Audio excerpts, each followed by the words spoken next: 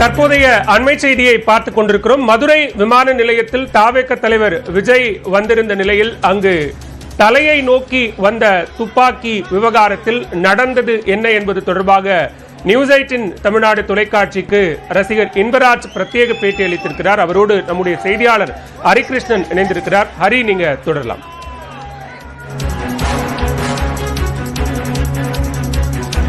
பாலவேல், இன்று மதுரை விமான நிலையத்தில் விஜய் பார்க்க வந்த ரசிகர் ஒருவர் தலையின் துப்பாக்கி என்பது நீட்டிய சம்பவம் ஒரு பெரும் பேசும் பொருளாக இருக்கின்றது.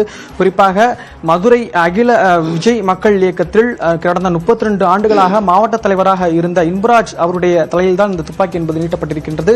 தொடர்பாக நேரடியாக நம்மிடம் இருக்கிற இடம் கேட்கலாம். சார், இந்த துப்பாக்கி நீட்டின சம்பவம் நீங்க கேள்விப்பட்டிருப்பீங்க. நீங்க அப்போ அதாவது தொண்டர்களுக்கு அனுமதி மறுக்கப்பட்டிருந்துச்சு விமான நிலையத்தில். நீங்க எப்படி உள்ள வந்தீங்க? அந்த சம்பவம் உங்களுக்கு நிகழ்ந்தது தெரியுமா சார்? சார், இப்போ நீங்கள் சொல்கிறதெல்லாம் வாஸ்தவம் தான்.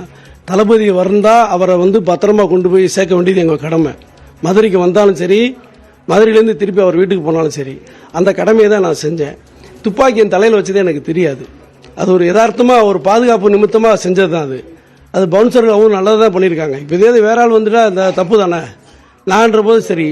அதனால் அது அந்த நடவடிக்கை என்னை பொறுத்தளவு சந்தோஷமாக தான் எடுத்துக்கிறேன்.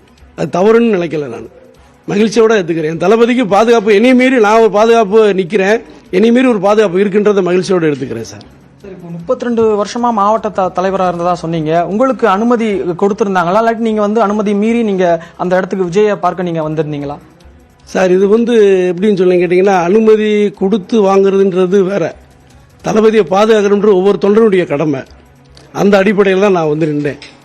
ஒவ்வொருத்தங்களும் அனுமதி வாங்கி அவர் பாதுகாப்பு கொடுக்கறது ஒவ்வொருத்தரும் அனுமதி வாங்கல. எல்லா தொண்டனுமே தளபதி பாதுகாப்பு வீரங்க தான். அதனால அந்த அடிப்படையில் தளபதி பாதுகாப்புன்ற அடிப்படையில், அது மட்டும் இல்லாமல் 33 ஆண்டுகளாக நான் அவர் கூட அண்ணன் கூட பயணம் பண்ணுறேன். அது கூட அவர் இத்தனை ஆண்டுகளாக நாங்கள் எப்பயுமே அவருக்கு பாதுகாப்பாக போவோம் வருவோம். அது எங்களுடைய கடமை சார். இது இன்னைக்கு ஒருத்தவங்க சொல்லி வராரு பாதுகாப்புன்றலாம் முடியாது. அவர் வந்துட்டு அவர் போய் நாங்கள் எங்களை அறியாமே போய் நின்றுவோம், அவர் பாதுகாத்துருவோம். இந்த பாதைகள கன்று வச்சிருக்காங்க, அதுவே தெரியாமல் போய் நின்றுருக்கேன். இப்படி ஒரு கேணத்தனமா நாள் பார்த்துருக்கீங்களா எங்கேயாவது? இதனால இது எங்களுடைய அந்த ஒரு வெறி, அவரை காப்பாற்றணும்ன்ற அந்த ஒரு எண்ணம் தான் இருக்கும். ஒரு பாதுகாப்பு வீரனுக்கு என்ன இருக்குமோ அதே எண்ணம் தான் என் மனசுல இருந்தது. மற்றபடி கன்னோ மிஷின் கன்னோ பீரங்கி வச்சாங்கன்றதா எனக்கு அதுல அப்ஜெக்ஷன் இல்லை. அதை பற்றி ஒன்றும் இல்லை, சந்தோஷம் தான் போறேன். அதை பொறுத்தளவு எங்கள் அண்ணனுக்கு என்னை விட ஒரு கண்ணோட பாதுகாப்பு இருக்கான்றது மகிழ்ச்சி தானே. நம்மளாவது கையில் தான் தடுக்கிறோம், கண்ணோட வராங்கட்டு நம்மளுக்கு ஒரு பாதுகாப்பு இருக்குன்றது எங்களுக்கு மகிழ்ச்சி தானே. அந்த மாதிரி தான் சந்தோஷமாக தான் எடுத்துக்கிறேன் சார்.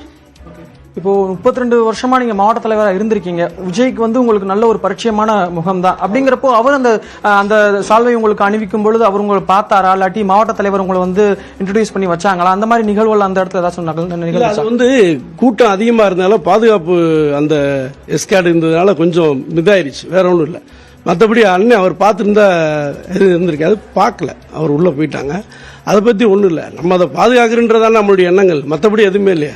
அவரை நம்ம பார்த்துட்டு தான் இருக்கோம். அவரை பாதுகாப்பாக அவர் வீட்டுக்கு அனுப்பிச்சு வைக்கணும், அவ்வளோதான். அவர் பாதுகாப்பாக கூட்டி வரணும், பாதுகாப்பாக அவர் வீட்டுக்கு அனுப்பணும். அது தவிர வேற என்ன இருக்கு? மற்றபடி எல்லாம் மகிழ்ச்சி தான் சார்.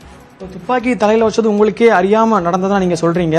இப்போ நீங்க செய்தி தொலைக்காட்சி வாயிலா நீங்க பார்த்துருப்பீங்க. இது தொடர்பாக யாராச்சும் கட்சி தலைமையில இருந்து யாராச்சும் உங்களுக்கு ஏதாச்சும் கால் பண்ணி பேசினாங்களா? அவங்க என்ன சொல்றாங்க சார்?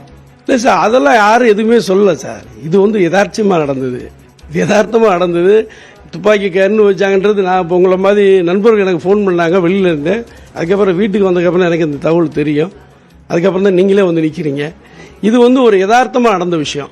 அவர் பாதுகாப்புக்காக அவங்க வச்சிருக்காங்க, அது சந்தோஷம் தானே சார். நானும் அந்த அடிப்படையில் தான் அங்கே போய் நிற்கிறேன்.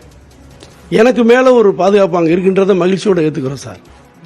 இல்லை, இப்போ சால்வை ஒரு 32 வருஷமா மாவட்ட தலைவர் இருக்கும் பொழுது அந்த சால்வை அப்படிங்கிறது நீங்க ஒரு அன்பால அணிவிக்க வர்றீங்க.